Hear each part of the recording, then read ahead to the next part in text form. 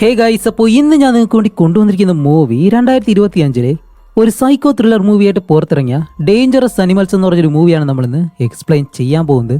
സത്യം പറയാലോ, ഈ ഒരു മൂവി സ്റ്റാർട്ട് ചെയ്ത് പകുതിയാകുമ്പോഴത്തേക്കും ഇതിലെ ആ ഒരു സൈക്കോയെ കാണുമ്പോൾ തന്നെ ഈ ഫോണിൽ കയറിയിട്ട് അവനെ അടിക്കാൻ തോന്നും.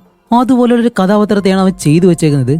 അതേപോലെ തന്നെ മൂവി തുടങ്ങിക്കഴിഞ്ഞ് കുറച്ച് കഴിയുമ്പോൾ തന്നെ അടുത്തത് എന്തായിരിക്കും എന്നുള്ള ആ ഒരു ടെൻഷനിൽ തന്നെ ആയിരിക്കും അവസാനം വരെ നമ്മൾ ഈ ഒരു മൂവി കാണാൻ പോകുന്നത്. കാരണം അതുപോലെയുള്ളൊരു മൂവിയാണ്. ഞാൻ വേറെ ഒന്നും പറയുന്നില്ല, നിങ്ങൾ ഈ ഒരു മൂവി ഒന്ന് കണ്ടു നോക്കുക. ആദ്യമായിട്ടാണ് ഈ ഒരു മൂവി കാണുന്നതെങ്കിൽ അവസാനം വരെ കാണാൻ ശ്രമിക്കുക, നല്ല ഇൻട്രസ്റ്റിംഗ് ആയിരിക്കും. അപ്പോൾ ഇത്ര മാത്രമേ ഉള്ളൂ, അധികമായിട്ട് വേറെ ഒന്നും പറയുന്നില്ല. നിങ്ങൾ ചെയ്യേണ്ട കാര്യങ്ങൾ എന്താണെന്ന് നിങ്ങൾക്കറിയാം. വീഡിയോ കാണുന്നതിന് മുന്നേ ആ ഒരു കാര്യങ്ങളൊക്കെ മറക്കാതെ ഒന്ന് ചെയ്തേക്കുക. അപ്പോൾ ഇനി എന്തായാലും നമുക്ക് നേരെ സ്റ്റോറിയിലേക്ക് പോവാം. അപ്പോൾ ഈ ഒരു മൂവി തുടങ്ങുമ്പോഴത്തേക്കും ഓസ്ട്രേലിയയിലുള്ള ഒരു കടൽ തീരം, അവിടെ ഒരു കപ്പൽ കിടക്കുന്നു. അതിനടുത്തേക്ക് രണ്ടുപേരും നടന്നു പോകുന്നുണ്ട്. അതിൽ ആ ഒരു പെണ്ണിന്റെ പേര് ഹേദർ, അതേപോലെ തന്നെ അവളുടെ ബോയ് ഫ്രണ്ട്. ഇപ്പൊ ഇവര് രണ്ടുപേരും ഇവിടേക്ക് വരാൻ കാരണം എന്താണെന്ന് വെച്ചാല് ഈ ഒരു ബോട്ടിൽ ഇവരെ കടലിന് നടുവിലേക്ക് കൊണ്ടുപോയിട്ട് ഒരു കേജിനുള്ളിലാക്കി കടലിലേക്ക് ഇറക്കും. അപ്പോൾ ഈ ഒരു ഷാർക്കുകളെല്ലാം അടുത്ത് വെച്ച് കാണാൻ കഴിയും. അപ്പോൾ ആ ഒരു അഡ്വഞ്ചർ അതൊന്ന് എക്സ്പീരിയൻസ് ചെയ്യാനായിട്ടാണ് ഇവർ രണ്ടുപേരും വന്നിരിക്കുന്നത്. അതുമല്ല, ഹേദർ ആണെങ്കിൽ അവളുടെ വീട്ടിൽ ഈ ഒരു കാര്യം പറഞ്ഞപ്പോൾ അവളുടെ അമ്മ ഒരിക്കലും ഇതിന് പോകാനായിട്ട് സമ്മതിച്ചിരുന്നില്ല. എന്നിരുന്നാലും അവളുടെ ആ ഒരു ഫ്രണ്ട് പറഞ്ഞതുകൊണ്ടാണ് ഈ ഒരു കാര്യം എക്സ്പീരിയൻസ് ചെയ്യാനായിട്ട് ഇവിടേക്ക് വന്നിട്ടുള്ളത്. അങ്ങനെ ഈ ഒരു കപ്പലിനടുത്തേക്ക് വന്നിട്ട് അവിടെയുള്ളൊരു അപ്പൂപ്പനുണ്ട്. അപ്പൂപ്പനോട് ഈ ഒരു കപ്പലിന്റെ ക്യാപ്റ്റൻ എവിടെ നിന്ന് ചോദിക്കുമ്പോൾ ടക്കർ എന്ന് പറഞ്ഞ ഒരുത്തൻ അവിടെ നിന്ന് ഇങ്ങനെ നടന്നു വരുന്നു. അപ്പോൾ ഇവനാണ് ഈ ഒരു കപ്പലിന്റെ ക്യാപ്റ്റൻ. അങ്ങനെ ഇവരുടെ അടുത്തേക്ക് വന്നിട്ട് ഇവർ നല്ലതുപോലെ പരിചയപ്പെട്ട് ഇവരോട് ചോദിക്കുന്നുണ്ട്, അല്ല നിങ്ങൾ രണ്ടുപേരും വീട്ടിൽ പറഞ്ഞിട്ടാണോ വന്നത് അതോ പറയാതെ വന്നതാണോ? ഇങ്ങനെ ഒരുപാട് കാര്യങ്ങളൊക്കെ അവൻ ചോദിക്കുന്നു. എന്തുകൊണ്ടാണെന്ന് ഇവർക്ക് അറിയുന്നില്ല. അപ്പോൾ ഈ ഒരു സംസാരം എല്ലാം കേൾക്കുമ്പോൾ തന്നെ ഹേദറിന് ചെറിയ പേടി തോന്നുന്നുണ്ട്.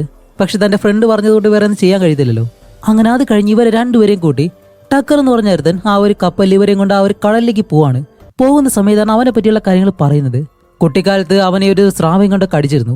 അതിനുശേഷമാണ് അവൻ ഈ ഒരു ജോലിയോട് ഇത്ര ഇൻട്രസ്റ്റ് ആയതും പിന്നെ ഈ ഒരു ജോലിയിലേക്ക് പ്രവേശിച്ചതും. അതുപോലെ അവനാണെങ്കിൽ ഈ ഒരു ഫാമിലി കാര്യങ്ങൾ അങ്ങനെയൊന്നുമില്ല, സിംഗിളായിട്ടാണ് ജീവിക്കുന്നത്. അതും ഈ ഒരു ജോലി ചെയ്ത്. അപ്പോൾ ഈ ഒരു സംഭവം ഉണ്ടല്ലോ, ഇവരെ ഈ കേജിനുള്ളിലാക്കിയിട്ട് കടലിലേക്ക് ഇറക്കി ഈ ഒരു ഷാർക്കുകളെ കാണിക്കുന്നത്, അത് വലിയൊരു ടൂറിസം ബിസിനസ്സാണ്. അങ്ങനെ അത് കഴിഞ്ഞ് ഇവർ ആ ഒരു കടലിന്റെ പകുതി ഭാഗങ്ങളിലേക്ക് എത്തിയിട്ട് ഈ സ്രാവ് കൂടുതലായിട്ടുള്ള ഭാഗമുണ്ട് അവിടേക്ക് കൊണ്ടുവന്ന് നിർത്തി.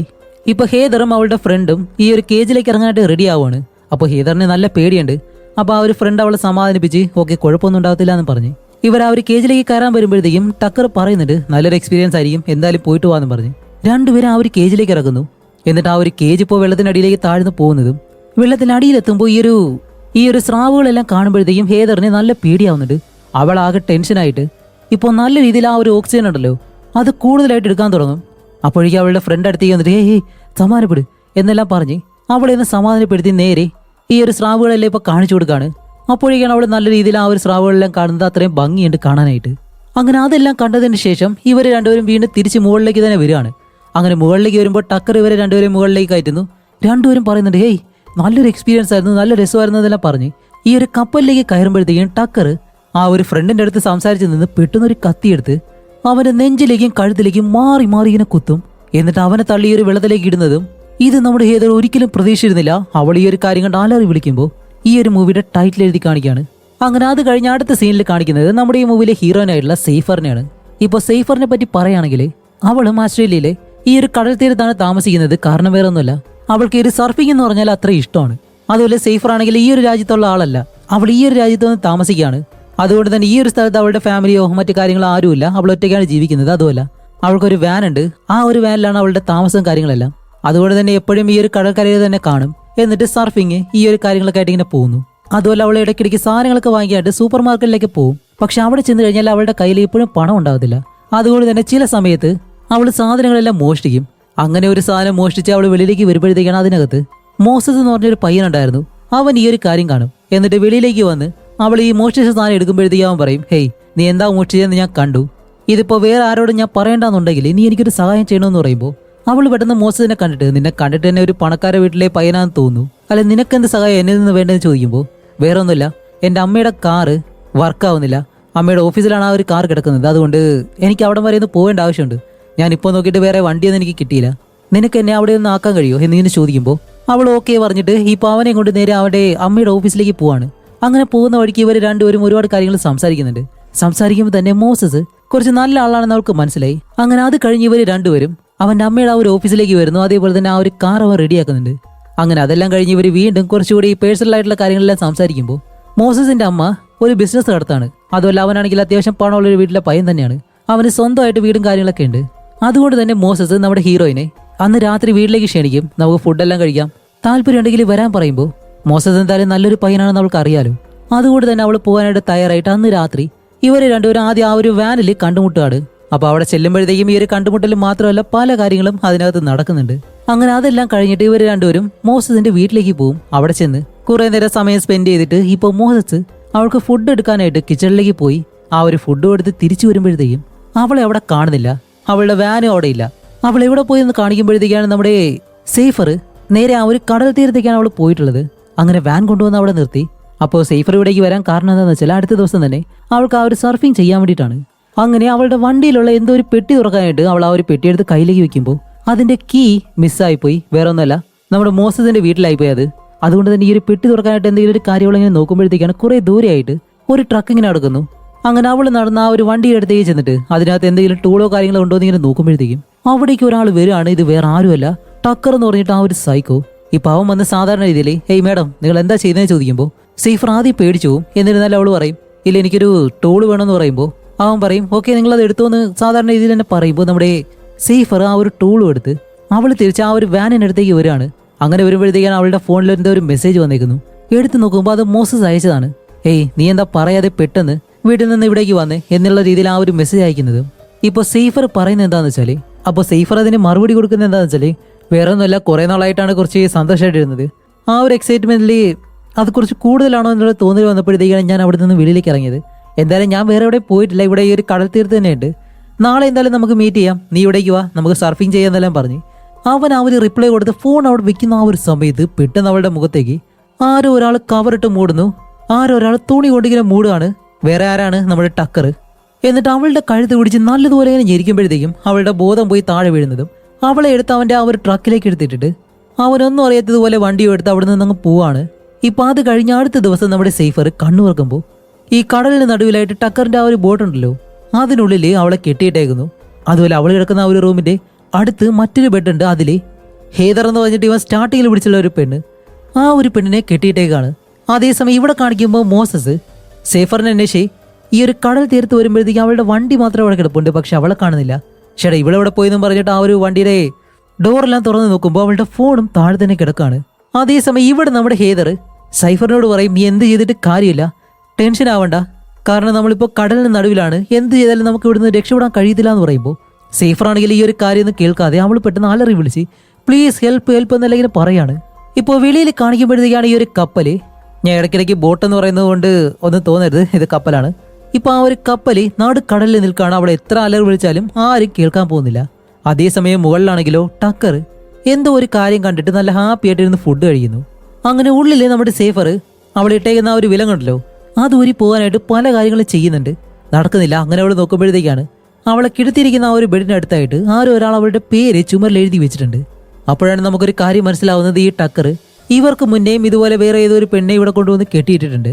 അവൾ എഴുതിയ അവളുടെ പേരാണത്. മുകളിൽ ടക്കറിനെ കാണിക്കുമ്പോൾ അവൻ ഈ ഒരു ഫിഷിംഗ് എല്ലാം ചെയ്തിട്ട് ഇങ്ങനൊരു സംഭവമേ നടന്നിട്ടില്ല എന്നുള്ള രീതിയിൽ അവൻ നല്ല ഹാപ്പി ആയിട്ടിരിക്കുന്നു. ഇവിടെ സേഫർ ആണെങ്കിലും ഈ ഒരു വിലം കഴിക്കാനുള്ള കാര്യങ്ങൾ എന്ത് ചെയ്തിട്ടായാലും ഇത് അഴിച്ചേ പറ്റൂ എന്ന് പറഞ്ഞ് അവൾ ഇരിക്കുമ്പോൾ ഹേദർ ആണെങ്കിലോ ഒന്നും ചെയ്യാതെ അങ്ങനെ കിടക്കാണ്. കാരണം എന്ത് ചെയ്തിട്ട് ഒരു കാര്യമില്ല എന്ന് അവൾക്കറിയാം.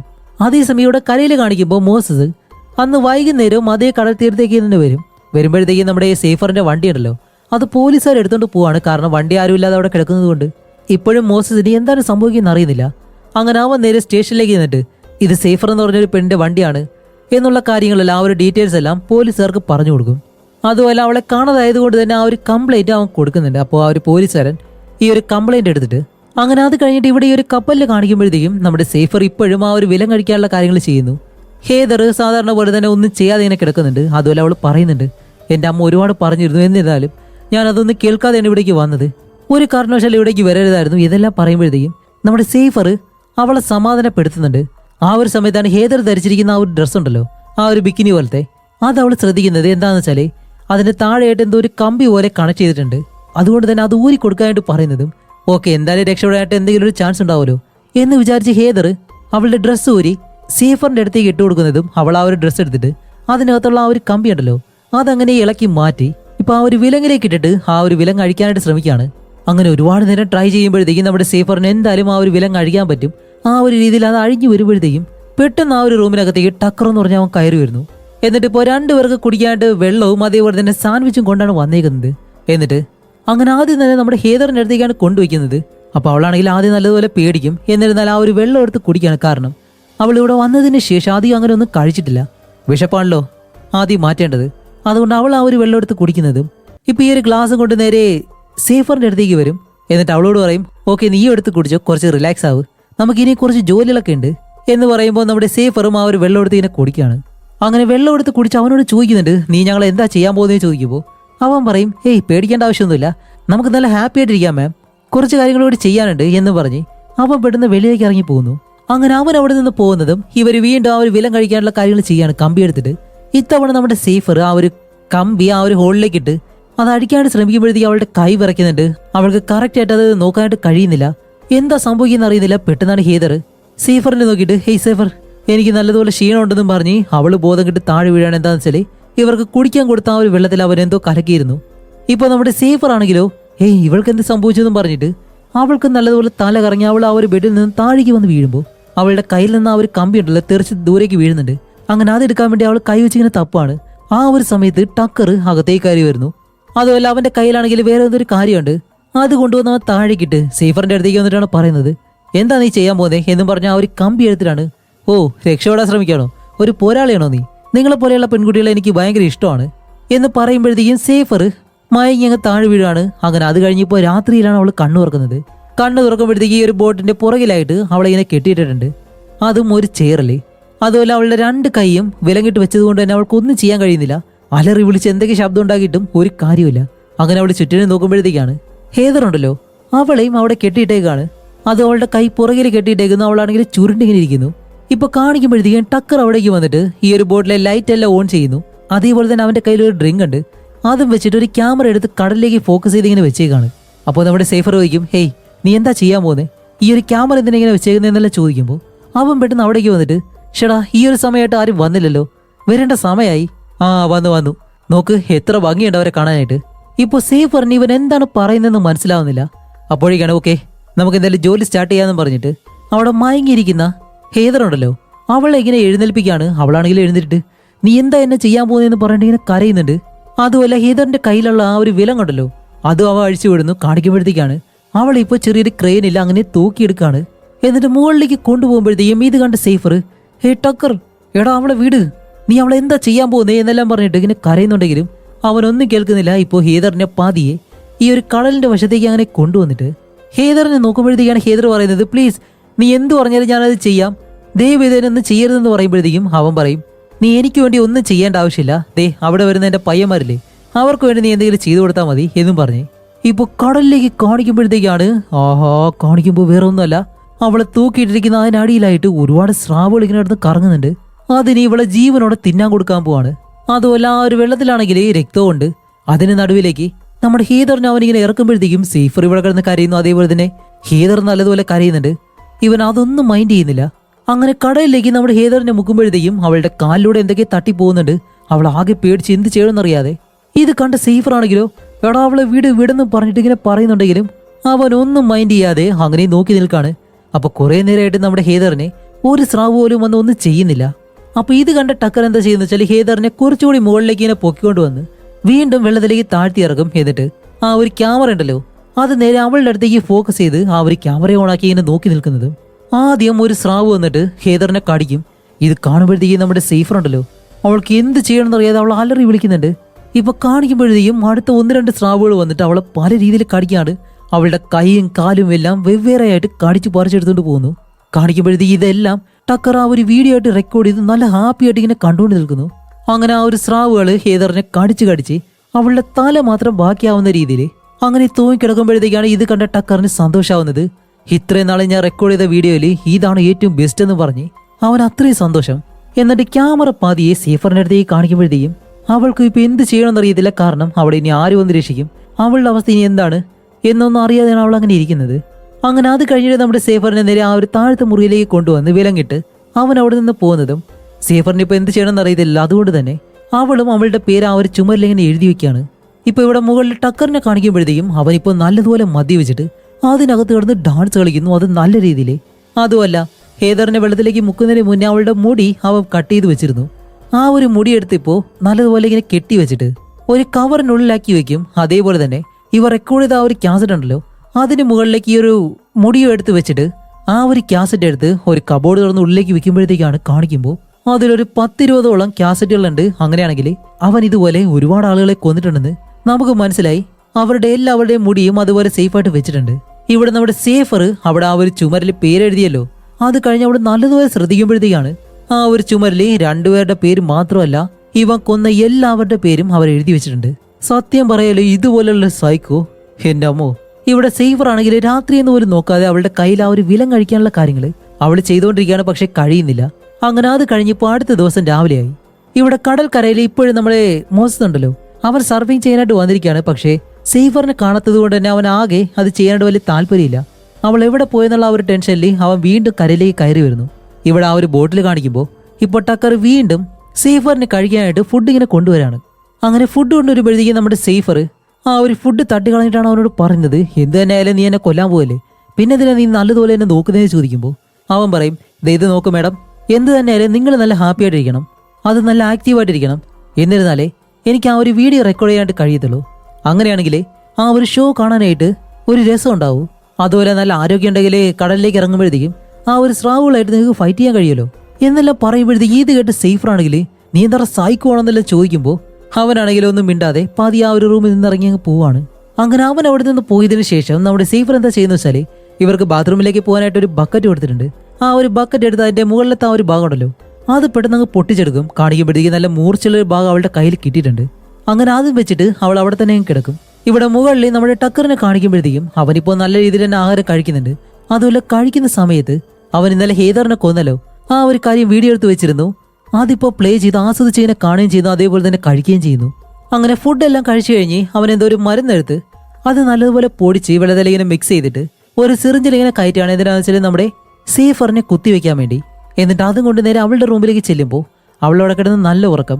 അങ്ങനെ സേഫറിന്റെ അടുത്തേക്ക് അവൻ നടന്നു വന്ന് അവളുടെ കഴുത്തിലേക്ക് ആ ഒരു സൂചി കുത്താനായിട്ട് വരുന്നതും അവളുടെ കയ്യിൽ അവൾ എടുത്തു വെച്ചിരുന്ന ആ ഒരു പീസ് ഉണ്ടല്ലോ, അത് വെച്ച് അവന്റെ കഴുത്തിലേക്ക് ഒരു ഒറ്റ കുത്ത്. ഈ ഒരു കുത്തുകൊള്ളുന്നതും അവൻ പെട്ടെന്ന് പ്രതീക്ഷിക്കത്തില്ല. അങ്ങനെ നേരെ താഴേക്ക് വന്ന് വീണ് അവന്റെ തല തറയിലേക്ക് ഇടിച്ച് അവന്റെ ബോധം പോയി. ആ ഒരു ഗ്യാപ്പിൽ നമ്മുടെ സേഫർ അങ്ങനെ എഴുന്നേറ്റ് പെട്ടെന്ന് അവന്റെ അടുത്തേക്ക് വന്നിട്ട് ഈ ഒരു വിലം കഴിക്കാനുള്ള കീ ഇങ്ങനെ നോക്കുമ്പോഴത്തേക്ക് അവന്റെ പോക്കറ്റിൽ തന്നെയുണ്ട്. അങ്ങനെ ആ ഒരു കീ എടുത്ത് അവളുടെ ആ ഒരു വിലങ്ങ് കഴിച്ചിട്ട് അത് കഴിഞ്ഞിട്ട് അവന്റെ പോക്കറ്റിൽ ഒരു കത്തി ഉണ്ടായിരുന്നു. ആ ഒരു കത്തി എടുക്കാനായിട്ട് അടുത്തേക്ക് ചെല്ലുമ്പോഴത്തേക്കും അവൻ പെട്ടെന്ന് കണ്ണു തുറന്ന് അവളുടെ കയ്യിലേക്ക് പിടിക്കും. അപ്പോഴേക്കും നമ്മുടെ സേഫർ അവനെ തട്ടി കളഞ്ഞിട്ട് നേരെ മുകളിലേക്ക് ഓടിക്കയറാനായിട്ട് ആ ഒരു സ്റ്റെപ്പ് വഴി ഇങ്ങനെ മുകളിലേക്ക് പോകുമ്പോഴത്തേക്കും ഇവൻ നേരെ പുറകിലേക്ക് വന്ന് അവളുടെ കാലിലേക്ക് പിടിക്കും. എന്നിട്ട് അവൻ കൊണ്ടുവന്ന ആ ഒരു സൂചി ഉണ്ടല്ലോ, അതെടുത്ത് അവളുടെ കാലിലേക്ക് ഒരു ഒറ്റക്കുത്ത്. അപ്പോൾ ഈ ഒരു മരുന്ന് അവളുടെ തലയിലേക്ക് പിടിക്കണമെന്നുണ്ടെങ്കിൽ കുറച്ച് സമയം എടുക്കും, കാരണം താഴെയാണ് കൊത്തിയിട്ടുള്ളത്. ഇപ്പൊ സേഫർ ആണെങ്കിൽ അവന്റെ തലയിലേക്ക് ഒരു ചവിട്ടി അവൾ നേരെ മുകളിലേക്ക് ഓടി കയറുകയാണ്. എന്നിട്ട് അതിന്റെ മെയിൻ ഭാഗത്തേക്ക് വന്നിട്ട് അവിടെയുള്ള ആ ഒരു റേഡിയോ എടുത്ത് അവൾ ആർക്കെങ്കിലും ഇങ്ങനെ കോൺടാക്ട് ചെയ്യാൻ ശ്രമിക്കുമ്പോഴത്തേക്കും അത് വർക്ക് ആവുന്നില്ല. അതുപോലെ ഇപ്പൊ നിൽക്കുമ്പോഴത്തേക്കും നമ്മുടെ സേഫറിന് ചെറിയ രീതിയിൽ തല കറങ്ങുന്നുണ്ട്, കാരണം ആ ഒരു മരുന്ന് പിടിക്കാറായി. അതുപോലെ അവൾ നോക്കുമ്പോൾ കുറച്ച് ദൂരെയായിട്ട് ഒരു ക്രൂസിംഗ് കപ്പലുണ്ട്, ഫുള്ളായിട്ട് ലൈറ്റ് ഇങ്ങനെ നിൽക്കാണ്. ഓക്കെ, എന്തെങ്കിലും സഹായം ചോദിക്കാന്ന് പറഞ്ഞ് അവൾ ആ ഒരു കപ്പലിന് വെളിയിലേക്ക് വന്നിട്ട് അവിടേക്ക് ചെല്ലുമ്പോഴത്തേക്കും ആ ഒരു സമയം കൊണ്ട് ടക്കർ മുകളിലേക്ക് കയറി വന്നു. ഇപ്പൊ സേഫർ പുറകിലേക്ക് പോകുമ്പോഴത്തേക്കും ടക്കർ വന്ന് പറയുന്നുണ്ട്, ഹേയ് നിനക്ക് എന്ത് കുറവാ ഞാൻ വെച്ച്, നിനക്ക് ഫുഡ് വന്നു, എല്ലാ കാര്യങ്ങളും നോക്കി, പിന്നെ എന്തിനാ നീ ഇങ്ങനെ വെറുതെ എന്നെ ടെൻഷൻ അടിപ്പിക്കുന്നത് എന്നും പറഞ്ഞ് ആ ഒരു വേദനയും കാരണം അവന്റെ കഴുത്തിലാണല്ലോ കുത്തിയിരുന്നത്. എന്നിട്ട് അവൻ നടന്ന് അടുത്തേക്ക് വരുന്നു. അങ്ങനെ അവള് പേടിച്ച് പുറകിലേക്ക് പോകുമ്പോഴത്തേക്കാണ് അവന്റെ ആ ഒരു ക്യാമറയിലേക്ക് തട്ടുന്നത്. അപ്പോൾ അതെടുത്ത് അവൻ അടിക്കാനായിട്ട് വരുമ്പോഴത്തേക്കും ടക്കർ പെട്ടെന്ന് ഹേയ് ആ ഒരു ക്യാമറ ഒന്നും ചെയ്യരുത്, അതൊന്നും ചെയ്യരുതെന്ന് ഇങ്ങനെ പറയുന്നതും സേഫർ എന്താ ചെയ്യുന്ന വെച്ചാൽ പെട്ടെന്ന് ആ ഒരു ക്യാമറ എടുത്ത് കടലിലേക്ക് ഒരു ഒറ്റയേറ്. ഇതുകൂടി ആവുന്നത് ടക്കറിന് നല്ല ദേഷ്യം വന്നിട്ട് ഭ്രാന്ത് പിടിച്ചതുപോലെ ആ ഒരു ക്യാമറയാണ് എനിക്ക് എല്ലാം എന്നെല്ലാം പറഞ്ഞ് അവൻ അലറി വിളിക്കുന്നുണ്ട്. എന്നിട്ട് നമ്മുടെ സേഫറിനെ അടിക്കാനായിട്ട് തിരിയുമ്പോഴത്തേക്കും സേഫർ ആ ഒരു ഗ്യാപ്പിൽ വെള്ളത്തിലേക്ക് എടുത്തൊരു ഒറ്റച്ചാട്ടം നീന്തി പോകാന്നും പറഞ്ഞ് അവൾ അങ്ങനെ നീന്താൻ തുടങ്ങുമ്പോൾ അവളെ കൊണ്ട് കഴിയുന്നില്ല, കാരണം ആ ഒരു മരുന്ന് ഇപ്പോൾ ദേഹം മുഴുവൻ പിടിച്ചിട്ട് അവൾക്ക് തല കറങ്ങി. അവളിപ്പോൾ വെള്ളത്തിനടിയിലേക്ക് താഴ്ന്നു പോവാണ്. ആ ഒരു സമയം കൊണ്ട് ടക്കർ നേരെ അവളുടെ പുറകെ ചാടി അവളെയും പൊക്കിയെടുത്ത് വീണ്ടും ഈ ഒരു ബോട്ടിലേക്ക് തന്നെ കൊണ്ടുവരുന്നുണ്ട്. അങ്ങനെ അത് കഴിഞ്ഞപ്പോൾ അടുത്ത ദിവസം കാണിക്കുമ്പോഴത്തേക്കും നമ്മുടെ മോസസ് ഉണ്ടല്ലോ, അവൻ ഇപ്പോൾ ഈ ഒരു കടൽക്കരയിലെ കോസ്റ്റ് ഗാർഡ് അതേപോലെ തന്നെ പോലീസ് എല്ലാവരെയും കൊണ്ടുവന്ന് ഇങ്ങനെ അന്വേഷിക്കുകയാണ്, കാരണം അവൾക്ക് എന്തെങ്കിലും അപകടം സംഭവിച്ചോ ഒന്നും അറിയത്തില്ലല്ലോ. എന്നിട്ട് അവളുടെ ശരീരം ഒന്നും ഇവർക്ക് കിട്ടുന്നില്ല. അപ്പോഴാണ് നമ്മുടെ മോസസ് ഒരു കാര്യം മനസ്സിലാക്കുന്നത്. എന്താണെന്ന് വെച്ചാൽ ഈ ഒരു ഭാഗത്തെല്ലാം ഇതുപോലെ ഈ ഒരു സർഫിംഗ് എല്ലാം ചെയ്യാനായിട്ട് ഈ ഒരു കഴുത്തെഴുത്ത് ഒരുപാട് പേര് വരുമല്ലോ. അതുകൊണ്ട് തന്നെ ഈ ഒരു തിരമാല അതിന്റെ അളവ് ചില സമയങ്ങളിൽ കൂടിയും കുറഞ്ഞും എല്ലാം വരും. അപ്പൊ ഇത് മനസ്സിലാക്കി ഇവിടേക്ക് വരാൻ വേണ്ടി ഈ ഒരു ബീച്ചിന്റെ പല ഭാഗങ്ങളിലും ക്യാമറ വെച്ചിട്ടുണ്ട്. അതുമല്ല ആ ഒരു ക്യാമറയിൽ നടക്കുന്ന കാര്യങ്ങളെല്ലാം എല്ലാവർക്കും ഒരു ആപ്പ് വഴി നോക്കാനും കഴിയും. കാരണം ഈ ഒരു സർഫിംഗ് ചെയ്യാനായിട്ട് വരുന്നവർ അതിൽ നോക്കിയിട്ടാണ് ഇവിടേക്ക് വരുന്നത്. അപ്പൊ ആ ഒരു ആപ്പ് എടുത്ത് ഈ ഒരു വശത്തെ ക്യാമറയെല്ലാം നമ്മുടെ മോസസ് നല്ലതുപോലെ പരിശോധിക്കുന്നു. അപ്പൊ അന്നത്തെ ദിവസം സൈഫറിന്റെ വണ്ടി അതിലേ പോയിട്ടുണ്ട്. അത് കഴിഞ്ഞ് പുറകെ ഒരു വണ്ടി പോയിട്ടില്ല. കുറെ കഴിയുമ്പോഴത്തേക്കാണ് ടക്കറിന്റെ ആ ഒരു ട്രക്ക് ഉണ്ടല്ലോ അത് അതിലേ പാസ് ചെയ്ത് പോകുന്നു. കുറെ കഴിഞ്ഞിട്ട് ആ ഒരു ട്രക്ക് തിരിച്ചും പോകുന്നുണ്ട്. അങ്ങനെയാണെങ്കിൽ ഈ ഒരു ട്രക്കിലുള്ള ആളായിരിക്കണം അവൾ എന്തോ ചെയ്തിട്ടുള്ളത് എന്ന് മനസ്സിലാക്കി ഇവൻ ഈ ഒരു ജോലി ചെയ്യുന്ന ആ ഒരു കമ്പനി ഉണ്ടല്ലോ ആ ഒരു കമ്പനിയുടെ ലോഗോയും അതിന്റെ പേരും എല്ലാ കാര്യങ്ങളും അവൻ മനസ്സിലാക്കുന്നു. അതുകൊണ്ട് ആ ഒരു രീതിയിൽ അന്വേഷിക്കാന്ന് പറഞ്ഞിട്ട് അവൻ തയ്യാറാകുന്നതും ഇപ്പൊ അടുത്ത ദിവസം കാണിക്കുമ്പോഴത്തേക്കും ആ ഒരു സ്ഥലത്തേക്ക് ടക്കർ തന്റെ കപ്പലും കൊണ്ട് വരികയാണ്. കാരണം ഒന്നാമത് ഇവന്റെ മുറിവ് വെച്ച് കെട്ടണം. അതേപോലെ തന്നെ ഇവൻ ആ ഒരു ക്യാമറ ഉണ്ടല്ലോ അതും വാങ്ങണം. അതിനു വേണ്ടിയിട്ടാണ് അവനിപ്പോ കരയിലേക്ക് വരുന്നത്. അങ്ങനെ ഈ ഒരു കപ്പൽ കരയിലേക്ക് വരുമ്പോഴത്തേക്കും അകത്ത് കിടക്കുന്ന നമ്മുടെ സേഫറിന് ഈ ഒരു കാര്യം മനസ്സിലായി. കാരണം സാധാരണ പോലെയല്ല മറ്റുള്ള ബോട്ടുകളുടെ ശബ്ദം ആളുകളുടെ ശബ്ദം ഇതെല്ലാം അവൾക്ക് കേൾക്കാൻ കഴിയും. പക്ഷെ അവൾക്കാണെങ്കിലോ ഒന്നും മിണ്ടാൻ കഴിയത്തില്ല. കാരണം അവളുടെ വായും ഒരു ടേപ്പ് വെച്ച് ഒട്ടിച്ച് അതേപോലെ തന്നെ കൈയും കാലും വിലങ്ങിട്ട് വെച്ചേക്കാണ്. അവളാണെങ്കിൽ ഒക്കുന്ന രീതിയിലെല്ലാം ശബ്ദം ഉണ്ടാക്കുന്നുണ്ട് ആരെങ്കിലും അറിയാൻ വേണ്ടിയിട്ട്. ഇവിടെ മോസസ് ആണെങ്കിലോ ഇവരുടെ ആ ഒരു കമ്പനിയെ പറ്റി നെറ്റിൽ സെർച്ച് ചെയ്തിട്ട് ഇപ്പൊ ഈ ഒരു ബോട്ട് ഇവരുടെ ആ ഒരു ബോട്ട് എവിടെയാണ് പാർക്ക് ചെയ്യുന്നത് എന്നുള്ള കാര്യങ്ങളെല്ലാം അതിൽ നോക്കി തന്നെ അവൻ മനസ്സിലാക്കും. അങ്ങനെ അത് കഴിഞ്ഞപ്പോൾ ടക്കറിനെ കാണിക്കുമ്പോഴത്തേക്കും അവൻ ആ ഒരു കപ്പലിൽ നിന്ന് വെളിയിലേക്ക് ഇറങ്ങിയിട്ട് കരയിലേക്ക് ഇങ്ങനെ പോവാണ്. അപ്പോൾ അവിടെയുള്ള ഒരു അപ്പൂപ്പനുണ്ട്. അയാളിപ്പോ ടക്കറിനോട് എന്തോ ഒരു കാര്യം സംസാരിക്കാൻ വരുമ്പോൾ അവൻ അതൊന്നും മൈൻഡ് ചെയ്യുന്നില്ല. അപ്പോഴേക്കും ആ ഒരു അപ്പൂപ്പൻ പുറകെ വന്നിട്ട് ടക്കർ നിന്റെ നമ്പറുകളിൽ തന്നിട്ട് പോകും. കാരണം ഒരുപാട് പേര് നിങ്ങളുടെ ഈ ഒരു കപ്പൽ അന്വേഷിച്ച് വരുന്നുണ്ട്. അവർക്കെങ്കിലും കൊടുക്കാലോ എന്നും പറഞ്ഞിട്ട് ഞാൻ പറഞ്ഞത് നിനക്ക് മനസ്സിലായില്ലേ? നിനക്കും ബിസിനസ് നല്ലതുപോലെ പോകും, എനിക്കും എന്തെങ്കിലും ഒരു കമ്മീഷൻ തന്നാൽ മതി എന്നെല്ലാം പറയുമ്പോൾ ടക്കറിന് ഇപ്പൊ അതല്ല പ്രധാനം, അവന്റെ ആ ഒരു ക്യാമറ വാങ്ങണം. അങ്ങനെ അവൻ അവന്റെ കാർ എടുത്ത് അവിടെ നിന്ന് പോകുന്നതും മോസസ് ഇപ്പോൾ നെറ്റിൽ നോക്കിയിട്ട് ആ ഒരു കമ്പനിയിൽ വിളിക്കാൻ ശ്രമിക്കുന്നുണ്ട്. പക്ഷെ ആരും ഫോൺ എടുക്കുന്നില്ല. ഇവിടെ ടക്കറിനെ കാണിക്കുമ്പോൾ അവനിപ്പോൾ ഈ ഒരു പഴയ സാധനങ്ങളൊക്കെ വിൽക്കുന്ന ഒരു കടയിലേക്ക് വന്നിട്ട് ഇവൻ ആവശ്യമായിട്ടുള്ള ആ ഒരു ക്യാമറ അവിടെ ഉണ്ടോന്ന് ഇങ്ങനെ നോക്കണം. നല്ല ടെൻഷനുണ്ട്. അങ്ങനെ നോക്കി നോക്കി അവസാനം ആ ഒരു ക്യാമറ കിട്ടുമ്പോഴത്തേക്കാണ് അവൻ ആശ്വാസമാവുന്നത്. അപ്പോൾ തന്നെ ആ ഒരു ക്യാമറയും വാങ്ങി അതേപോലെ തന്നെ അല്ലാതെ കുറച്ച് കാര്യങ്ങളും വാങ്ങിയിട്ട് അവൻ അവിടെ നിന്ന് തിരിച്ചു വരുന്നു. ഇവിടെ കാണിക്കുമ്പോഴത്തേക്കാണ് നമ്മുടെ മോസസ് ഇപ്പൊ ആ ഒരു കപ്പലുള്ള ആ ഒരു ഭാഗത്തേക്ക് വരികയാണ്. അങ്ങനെ കാർ കൊണ്ട് വരുമ്പോഴത്തേക്ക് അവന്റെ ആ ഒരു കപ്പൽ അവിടെ കിടക്കുന്നുണ്ട്. അതേസമയം ടക്കറാണെങ്കിലോ ഈ ഒരു സ്ഥലത്തേക്ക് അവന്റെ വണ്ടിയിൽ വരുന്നു.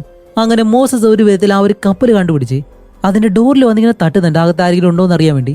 പക്ഷെ ആരും പ്രതികരിക്കുന്നില്ല.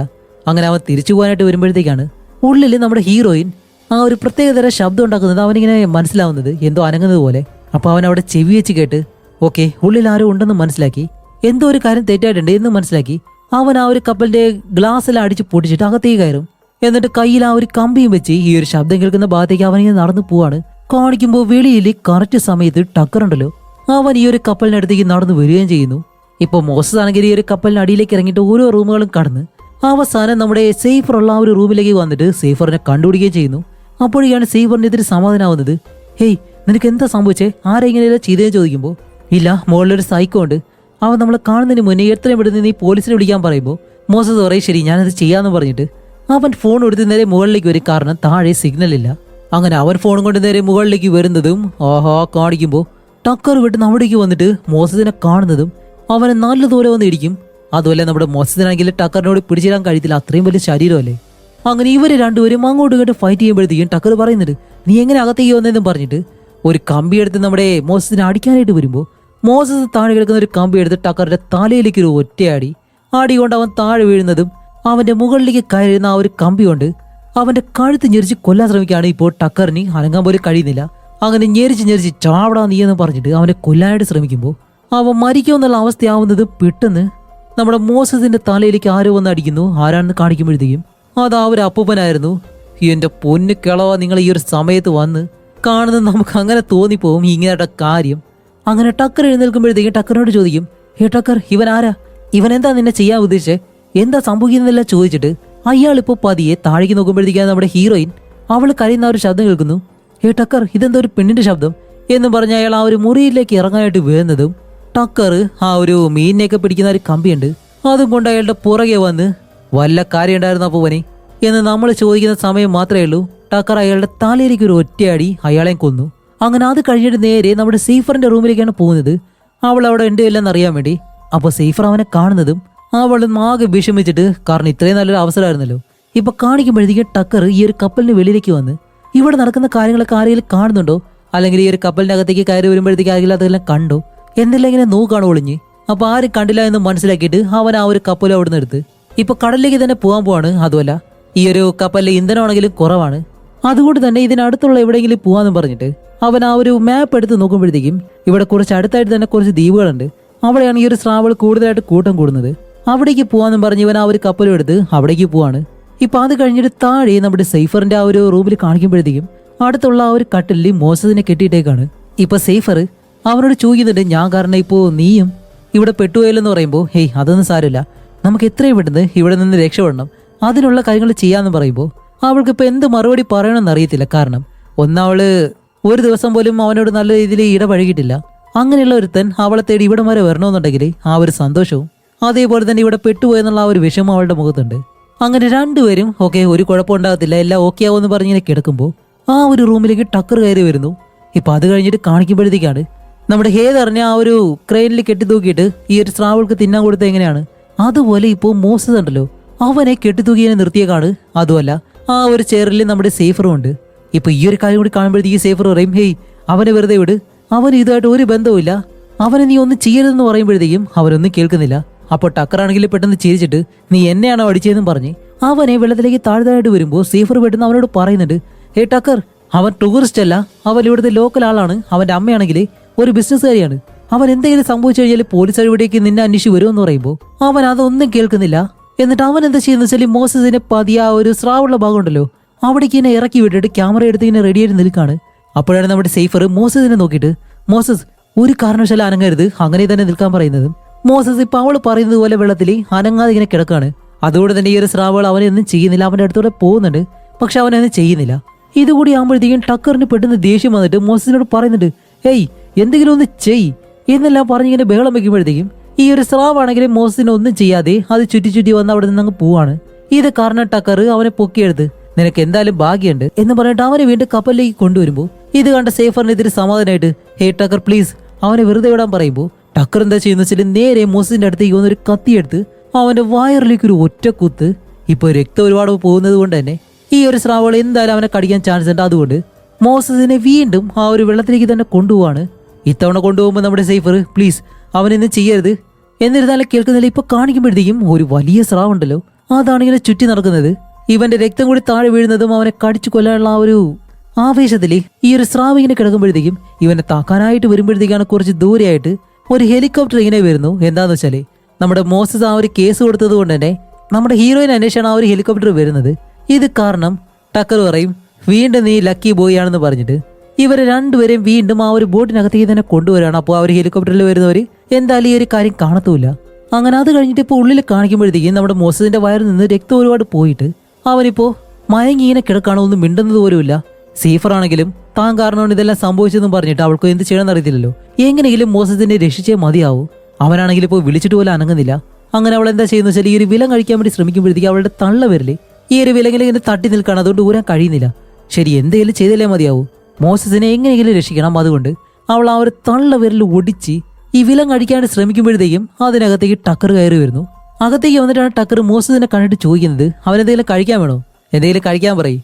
ദേ നിനക്ക് ഞാൻ വെള്ളമെല്ലാം കൊണ്ടുവന്നിട്ടെന്ന് പറയുമ്പോൾ സത്യം പറയില്ല ഈ വെറുതെ സൈക്കോ ആണെന്ന് പറഞ്ഞാല് കാണുമ്പോൾ തന്നെ ഒന്ന് കൊടുക്കാൻ തോന്നും. ഇപ്പൊ ഇതെല്ലാം കണ്ടു പറയുന്ന എന്റെ അവസ്ഥ എന്താന്ന് വെച്ചാല് ഈ ഒരു സീരിയലെല്ലാം കാണുമ്പോഴത്തേക്കും നമ്മുടെ അമ്മമാരും അമ്മൂമ്മമാരൊക്കെ പറയുമല്ലോ ഇറങ്ങി അടിയിടാവനെ എന്നൊക്കെ, അതുപോലെയാണ്. അത്ര ഫീൽ ആവുന്നുണ്ട്. കാരണം ആ ഒരു ക്യാരക്ടർ അവൻ ചെയ്തു വെച്ചിരിക്കുന്നത് അങ്ങനെയാണ്. എന്നിട്ട് അവളോട് പറയും നിനക്ക് വേണമെന്നുണ്ടെങ്കിൽ എടുത്ത് കഴിക്കുന്നു പറഞ്ഞ് ആ ഒരു ഫുഡ് അവിടെ വെച്ചിട്ട് അവൻ ഇറങ്ങി പോകുന്നതും നമ്മുടെ സേഫർ എന്താ ചെയ്യുന്ന വെച്ചാൽ അവളുടെ തള്ളവിരൽ ഇങ്ങനെ നോക്കുമ്പോഴത്തേക്കും അവളുടെ തള്ളവിരല് അവൾ ഒടിച്ച് മടക്കി വെച്ചേക്കാണ്. പക്ഷേ ഇപ്പോഴും അവൾക്ക് ആ ഒരു വിലം കഴിക്കാണ്ട് കഴിയുന്നില്ല. ഇനിയിപ്പോൾ വേറെ മാർഗമില്ല, എന്ത് ചെയ്തിട്ടായാലും മോസസിനെ രക്ഷിച്ചേ മതിയാവും. അതുകൊണ്ട് വേറെ വഴിയില്ലാതെ അവളുടെ തള്ളവിരല് അവൾ കടിച്ചു മുറിക്കുകയാണ്. അങ്ങനെ ആ ഒരു വിലങ്ങ് അവൾ എങ്ങനെയെങ്കിലും അഴിച്ചെടുത്തു. അങ്ങനെ അത് കഴിഞ്ഞിട്ട് ഇപ്പോൾ വെളിയിൽ കാണിക്കുമ്പോൾ ടക്കർ വീണ്ടും ആ ഒരു മരുന്ന് ഇങ്ങനെ റെഡിയാക്കാണ്. എന്നിട്ട് അത് സെറിഞ്ചിൽ കയറ്റിയിട്ട് ഇവൻ ആ ഒരു റൂം തുറന്ന് അകത്തേക്ക് വന്ന് നോക്കുമ്പോൾ മോസസ് മാത്രമേ അവിടെയുള്ളൂ, നമ്മുടെ ഹീറോയിനെ കാണാനില്ല. ചേട്ടാ ഇവിടെ പോയെന്നും പറഞ്ഞിങ്ങനെ വന്ന് നോക്കുമ്പോഴത്തേക്കാണ് അവൾ ആ ഒരു ഡോറിന്റെ അടുത്ത് ഒളിച്ചു നിൽക്കുമായിരുന്നു. ഇവൻ അകത്തേക്ക് കയറിയ ആ ഒരു ഗ്യാപ്പില് അവൾ ആ ഒരു ഡോറും പിടിച്ചടച്ചിട്ട് പെട്ടെന്ന് മുകളിലേക്ക് ഓടിപ്പോവും. അപ്പോഴേക്കും ടക്കർ എന്താ ചെയ്യുന്ന വെച്ചാൽ ഈ ഒരു റൂമിൽ നിന്ന് പുറത്തേക്ക് ഇറങ്ങാൻ വേണ്ടി മറ്റൊരു ചെറിയ വഴിയുണ്ട്, അവിടുത്തെ ഡോറ് തുറക്കാനായിട്ട് അവനിങ്ങനെ ശ്രമിക്കുന്നു. അങ്ങനെ ഇവിടെ സേഫർ എന്താ ചെയ്യുന്ന വെച്ചാൽ നേരെ ആ ഒരു ക്യാപ്റ്റന്റെ റൂമിലേക്ക് ചെന്നിട്ട് ഈ ഒരു കപ്പലുണ്ടല്ലോ അത് സ്റ്റാർട്ട് ചെയ്ത് ഇത് അനക്കാനായിട്ട് ശ്രമിക്കുകയാണ്. അപ്പൊ ഇത് മനസ്സിലാക്കിയ ടക്കർ എന്താ ചെയ്യുന്ന വെച്ചാൽ ആ ഒരു റൂമില് ഡോറ് തുറന്നിട്ട് നേരെ വെളിയിലേക്ക് ഇറങ്ങി. ഇപ്പൊ ആ ഒരു എഞ്ചിൻ റൂമുണ്ട്, അവിടെ ഇരുന്നിട്ട് ഇതിന്റെ പവർ എല്ലാം കട്ട് ചെയ്യുന്നതും ഈ ഒരു ബോട്ട് ഇപ്പോൾ അനങ്ങാതെ നിൽക്കുന്നു. ഇപ്പൊ നമ്മുടെ സേഫർ എന്താ ചെയ്യുന്ന വെച്ചാല് അവിടെ നിന്ന് മറ്റൊരു മുറിയിലേക്ക് ഓടിച്ചെന്നിട്ട് ഈ ഒരു ഫ്ലെയർ ലൈറ്റ് ഉണ്ടല്ലോ അതെടുത്ത് അടിച്ച് ആരെങ്കിലും സഹായത്തിന് വിളിക്കാമെന്ന് പറഞ്ഞിട്ട് ആ ഒരു ഫ്ലെയർ ലൈറ്റ് അങ്ങനെ എടുക്കുന്നതും ടക്കർ ഇപ്പോൾ ആ ഒരു മുറിയിലേക്ക് വരുമ്പോൾ ഈ ഒരു ഫ്ലെയർ ലൈറ്റ് എടുത്തിട്ട് അവന്റെ ദേഹത്തേക്ക് അടിച്ചു കൊടുക്കും. എന്നിട്ട് അവിടെ നിന്ന് ഓടി ആ ഒരു കിച്ചന്റെ ഭാഗത്തേക്ക് വരുമ്പോഴത്തേക്കും ഇവിടെ നിന്ന് മുകളിലേക്ക് കയറാനായിട്ട് മറ്റൊരു വഴിയുണ്ട്. അതുവഴി മുകളിലേക്ക് കയറാൻ ശ്രമിക്കുമ്പോൾ ടക്കർ വന്നിട്ട് അവളുടെ കാല് പിടിച്ച് വലിച്ചങ്ങ് താഴേക്കിടും. ഇപ്പൊ നമ്മുടെ സേഫർ എന്താ ചെയ്യുന്ന വെച്ചാൽ ഒരു പാൻ എടുത്ത് അവന്റെ തലയിലേക്ക് ഒരു ഒറ്റയടി, അത് കഴിഞ്ഞ ഒരു കപ്പലിൽ നിന്ന് നേരെ വന്ന് വെള്ളത്തിലേക്ക് എടുത്തിട്ട് ചാട്ടം. എന്നിട്ട് അവിടെ നിന്ന് നീന്തി ആ ഒരു കപ്പലിനടുത്തേക്ക് ചെന്ന് ആ ഒരു ക്രൂസർ ഉണ്ടല്ലോ അവിടേക്ക് ചെന്നിട്ട് ആരെങ്കിലും സഹായം ചോദിക്കാന്ന് പറഞ്ഞ് അവൾ അങ്ങനെ നീന്തുമ്പോൾ ടക്കർ എന്താ ചെയ്യുന്ന വെച്ചാല് ഈ ഒരു കപ്പലിൽ ഈ ഒരു മീനെയൊക്കെ പിടിക്കുന്ന അമ്പ് പോലത്തെ ഒരു സംഭവം ഉണ്ട്, അതിന്റെ പേരെനിക്ക് കറക്റ്റായിട്ട് ഓർമ്മയില്ല. അപ്പൊ അതെടുത്ത് അവളെ ഷൂട്ട് ചെയ്യാണ്ട് ഇങ്ങനെ ശ്രമിക്കുകയാണ്, പക്ഷേ അവനെ കൊണ്ട് അത് കഴിയുന്നില്ല. ഇപ്പൊ നമ്മുടെ സേഫറിനെ കാണിക്കുമ്പോഴത്തേക്കും അവൾ നീന്തി ആ ഒരു കപ്പലിനടുത്തേക്ക് എത്താറാകുമ്പോഴത്തേക്കാണ് സത്യത്തിൽ അത് കപ്പലല്ല, ചെറിയൊരു ദ്വീപാണ്. അവിടെയാണ് ഈ ഒരു ലൈറ്റ് എല്ലാം ഇട്ടിട്ട് ഇതുപോലെ ഒരുക്കി വെച്ചേക്കുന്നത്. ഓക്കെ, എന്തായാലും ആ ഒരു ദ്വീപിലേക്ക് കയറാന്ന് വിചാരിക്കുമ്പോൾ ടക്കർ ഉണ്ടല്ലോ ഈ ഒരു കപ്പലിൽ നിന്ന് ചെറിയൊരു ബോട്ടും എടുത്ത് അവളുടെ പുറകെ വരുന്നു.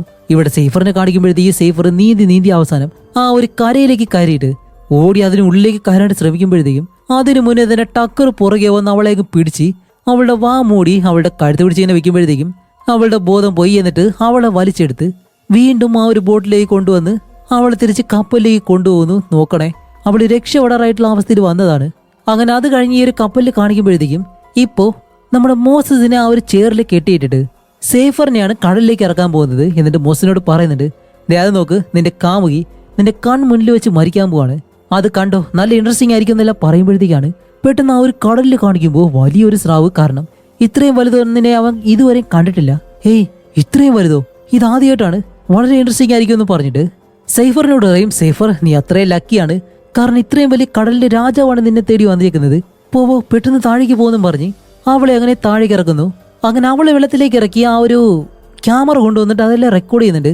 സേഫർ ഇപ്പോൾ വെള്ളത്തിലേക്ക് കിടക്കുമ്പോൾ അത്രയും വലിയൊരു സ്രാവായതുകൊണ്ട് തന്നെ അത് പതിയാണ് വരുന്നത്. അതുപോലെ ഇവളുടെ അടുത്തേക്ക് വരുമ്പോഴത്തേക്കും അവൾ പെട്ടെന്ന് ഒഴിഞ്ഞു മാറുന്നുണ്ട്. എങ്ങനെയാണെന്ന് വെച്ചാൽ അങ്ങോട്ട് ഇങ്ങോട്ടെല്ലാം മാറിയിട്ട്.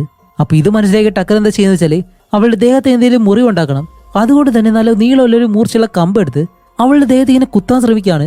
അപ്പോൾ നമ്മുടെ സേഫർ എന്താ ചെയ്യുന്നത് വെച്ചാൽ ആ ഒരു കമ്പിലേക്ക് കയറി പിടിച്ച് അത് വലിച്ചെടുക്കും. അതിന്റെ അറ്റത്താണെങ്കിൽ നല്ല മൂർച്ചയുണ്ട്.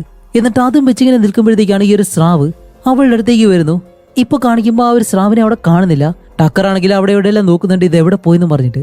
ഈ ഒരു ഗ്യാപ്പിൽ നമ്മുടെ സേഫർ ഇതിന്റെ അറ്റത്താണെങ്കിൽ ഒരു വളഞ്ഞ കൊക്കി പോലെയുണ്ട്, അത് വെച്ച് മുകളിലേക്ക് പിടിച്ച് ഒരു കാറിന്റെ മുകളിലേക്ക് കയറാണ്. അങ്ങനെ പിടിച്ച് മുകളിലേക്ക് കയറുമ്പോഴത്തേക്കും അവൻ നോക്കുന്നുണ്ട് ഇവിടെ എത്രയെന്ന് പറഞ്ഞ് പോകാനായിട്ട്. അങ്ങനെ ഒരു വിധത്തിൽ അവൾ മുകളിലേക്ക് വന്ന് ഈ ഒരു കയറുണ്ടല്ലോ അതങ്ങ് കട്ട് ചെയ്ത് വിടുന്നത് നമ്മുടെ ഹീറോയിൻ നേരെ വെള്ളത്തിലേക്ക് വന്ന് വീഴുന്നു. അങ്ങനെ വെള്ളത്തിലേക്ക് വന്ന് വീഴുന്നതും ആ ഒരു സ്രാവ് ഇപ്പോ അവളുടെ അടുത്തേക്ക് തന്നെ വരികയാണ്. അതങ്ങനെ നീന്തി വരുന്നതും നമ്മുടെ സേഫറിന്റെ കൈയാണെങ്കിൽ നേരത്തെ മുറിഞ്ഞിട്ട് അതിൽ നിന്ന് രക്തം പോകുന്നുണ്ടല്ലോ, അവളിപ്പോ അനങ്ങാതെ ആ ഒരു കൈയിലേക്ക് തന്നെ പിടിച്ചിട്ട് അങ്ങനെ തന്നെ വെള്ളത്തിൽ കിടക്കുമ്പോൾ ഈ ഒരു സ്രാവ് അവളുടെ അടുത്തേക്ക് വന്ന് അവളെ കുറച്ചു നേരം നോക്കി പെട്ടെന്ന് അവിടെ നിന്ന് പോവാണ്. എന്ത് പറ്റിയെന്ന് അറിയത്തില്ല, ഇനിയിപ്പോ അതിന് പറ്റിയൊരു ആഹാരം അല്ലാന്ന് തോന്നിയത് കൊണ്ടാണോ എന്തോ. ഇവിടെ ടക്കർ മുകളിൽ നിന്നിട്ട് ഇവളെവിടെയെന്ന് പറഞ്ഞ് നോക്കി നിൽക്കുന്നതും നമ്മുടെ സേഫർ ആ ഒരു ഗ്യാപ്പില് നീന്തി ഈ ഒരു ബോട്ടിന്റെ പുറകിലൂടെ കയറിയിട്ട് നേരെ ഈ ഒരു ബോട്ടിലേക്ക് കയറും. അതുമല്ല ആ ഒരു മീനെ പിടിക്കുന്ന അമ്പുണ്ടല്ലോ അതിന്റെ അറ്റത്താണെങ്കിൽ ഈ ഒരു കയറും കെട്ടിയിട്ടുണ്ട്, കാരണം ഈ ഒരു മീനിനെ പിടിച്ചിട്ട് വലിച്ചെടുക്കാൻ വേണ്ടിയിട്ടാണ്. ഇപ്പൊ അതും എടുത്ത് നേരെ ടക്കറിന്റെ അടുത്തേക്ക് വന്ന് അവനെ നോക്കി നിൽക്കുന്നതും അവൻ ഇവളെ കണ്ട് പേടിച്ച് തന്നെ നിൽക്കാണ്. അപ്പോഴേക്കും നമ്മുടെ ഹീറോയിൻ അവനെ നോക്കി മരിക്കണ തേണ്ടി എന്ന് പറഞ്ഞ് നല്ലൊരു തെറി പറയും. എന്നിട്ട് ഈ ഒരു അമ്പ് അവനെ നെഞ്ചിലേക്ക് വിട്ടുകൊടുക്കുന്നതും അതും കൊണ്ട് അവൻ നേരെ വെള്ളത്തിലേക്ക് വന്ന് വീഴാണ്. അങ്ങനെ അവൻ വെള്ളത്തിലേക്ക് വീണിട്ട് ഇപ്പൊ നീന്തി വീണ്ടും ഈ ഒരു കപ്പലിലേക്ക് കയറാൻ ശ്രമിക്കുകയാണ്. പക്ഷെ നമ്മുടെ ഹീറോയിൻ ആണെങ്കിലോ അവിടേക്ക് വന്ന് നിന്നിട്ട് ഇതിന് മുകളിലേക്ക് കയറി കഴിഞ്ഞാൽ നിന്നെ എന്തായാലും അടിക്കുമെന്നും പറഞ്ഞ് അങ്ങനെ ആ ഒരു അമ്പും വെച്ച് ഇങ്ങനെ നിൽക്കുമ്പോഴത്തേക്കും അവന് മുകളിലേക്കും കയറാൻ കഴിയത്തില്ല. അങ്ങനെ വെള്ളത്തിലേക്ക് കിടക്കുമ്പോഴത്തേക്കാണ് ആ ഒരു വലിയ സ്രാവുണ്ടല്ലോ അത് വീണ്ടും ഇവിടേക്ക് വരുന്നു. എന്നിട്ട് അവന്റെ കാലിലേക്ക് വന്ന് ഇടിച്ചു പോകുന്നതും അവൻ ഇപ്പോ പേടിക്കാൻ തുടങ്ങാണ്. പേടിക്കടാ, ഇതുപോലെയല്ല എത്ര പേരെ കൊന്നത്. ഇപ്പൊ അവന് സംഭവിച്ചപ്പോഴത്തേക്കും നല്ല പേടിയുണ്ടല്ലോ, കരയിലിരുന്ന് ആസ്വദിക്കാനായിട്ട് നല്ല രസമായിരുന്നു. ഇപ്പൊ വെള്ളത്തിലേക്ക് ഇറങ്ങിയപ്പോഴത്തേക്കും അവന് മതിയായി കാണും. അങ്ങനെ അവൻ ആകെ പേടിച്ച് നമ്മുടെ സേഫറിനെ നോക്കി തന്നെ കിടക്കാണ്, കാരണം അവന്റെ ദേഹത്ത് നിന്ന് രക്തം വരുന്നുണ്ട്. എന്തായാലും താൻ മരിക്കുമെന്ന് പറഞ്ഞിങ്ങനെ കിടക്കുന്നതും ആ ഒരു സ്രാവ് അങ്ങനെ വന്നിട്ട് അവന്റെ പകുതി ഭാഗവും കടിച്ചെടുത്തോണ്ട് പോകുന്നു. ഇപ്പൊ അവന്റെ തലയും ബാക്കി ഭാഗങ്ങളും മാത്രമേ ഉള്ളൂ കടലിന് മുകളിൽ. ഇതെല്ലാം ഒരു ക്യാമറയിൽ റെക്കോർഡ് ആവുകയും ചെയ്യുന്നുണ്ട്. ഇപ്പൊ കാണിക്കുമ്പോൾ ആ ബാക്കിയുള്ള ഭാഗവും സ്രാവ് വന്ന് കടിച്ചെടുത്തോണ്ട് പോകുന്നതും ആ ഒരു അമ്പ് അതുൾപ്പെടെയാണല്ലോ ഈ ഒരു സ്രാവ് കടിച്ചെടുത്തിട്ട് പോകുന്നത്. അതിന്റെ അറ്റത്താണെങ്കിൽ ആ ഒരു കയറും കെട്ടിയിട്ടുണ്ട്. ഇപ്പൊ ആ ഒരു കയറ് പാതിയെ ഹീറോയിന്റെ കാലിലേക്ക് കുരുങ്ങിയിട്ട് പെട്ടെന്ന് അവളെയും വലിച്ച് കടലിലേക്ക് ഇട്ട് കൊണ്ടുപോകുന്നു. അപ്പൊ ഇത് കണ്ട മോസസ് സീഫർ നീ എവിടെയാന്ന് പറഞ്ഞിങ്ങനെ വിളിച്ച് ചോദിക്കുന്നുണ്ട്. പക്ഷെ ഒരനക്കവും ഇല്ല. അവള് മരിച്ചു ഇല്ലെന്ന് നമുക്കറിയത്തില്ല. പെട്ടെന്ന് കാണിക്കുമ്പോൾ നമ്മുടെ മോസസ് പാതിയെ മയങ്ങാൻ തുടങ്ങും. കാരണം രക്തം ഒരുപാട് പോയിട്ടുണ്ട്. പെട്ടെന്ന് കാണിക്കുമ്പോഴത്തേക്കാണ് നമ്മുടെ ഹീറോയിൻ വീണ്ടും ആ ഒരു കപ്പലിലേക്ക് തന്നെ കയറി വന്ന് മോസസിന്റെ അടുത്തേക്ക് വന്നിട്ട് അവനെ വിളിക്കുമ്പോൾ അവൻ മയങ്ങി കിടക്കല്ലേ. ഇനിയിപ്പോ എന്തെങ്കിലും ചെയ്തേ പറ്റൂ, രക്തം ഒരുപാട് പോയിട്ടുണ്ട്. അങ്ങനെ അവൾ എന്താ ചെയ്തെന്ന് വെച്ചാൽ ആ ഒരു ഫ്ലെയർ ഗൺ എടുത്ത് ഈ ഒരു കപ്പലിന് മുകളിലേക്ക് കയറി നിന്നിട്ട് മുകളിലേക്ക് ഇങ്ങനെ ഷൂട്ട് ചെയ്യുന്നതും കുറെ ദൂരെയായിട്ട് ഒരു ക്രൂസർ ഇങ്ങനെ പോകുന്നുണ്ടായിരുന്നു. ഇപ്പൊ ഈ ഒരു ഫ്ലെയർ ഗൺ അവർ കണ്ടോ ഇല്ലെന്ന് അറിയത്തില്ല. ആ ഒരു ടെൻഷനിൽ അവളിങ്ങനെ നിൽക്കുമ്പോൾ ഈ ഒരു ക്രൂസർ ഇവരുടെ അടുത്തേക്ക് വരുന്നത് പോലെ കാണിച്ചുകൊണ്ട് ഈ ഒരു മൂവി ഇവിടെ വെച്ച് അവസാനിക്കുകയാണ്. എന്താണെന്ന് വെച്ചാൽ ഇവരെ രണ്ടുപേരെ എന്തായാലും ആ ഒരു കപ്പലിലുള്ള ആളുകൾ വന്ന് രക്ഷപ്പെടുത്തി. അതോടെ ഈ ഒരു മൂവിയും ഇവിടെ വെച്ച് അവസാനിച്ചു. ഇപ്പൊ എങ്ങനെയുണ്ടായിരുന്നു നിങ്ങളുടെ അഭിപ്രായം? എന്തായാലും തീർച്ചയായിട്ടും കമന്റ് ചെയ്യാം. അടുത്തൊരു നല്ല മൂവിയായിട്ട് ഉടനെ തന്നെ വരാം. അതുവരയ്ക്കും ബൈ.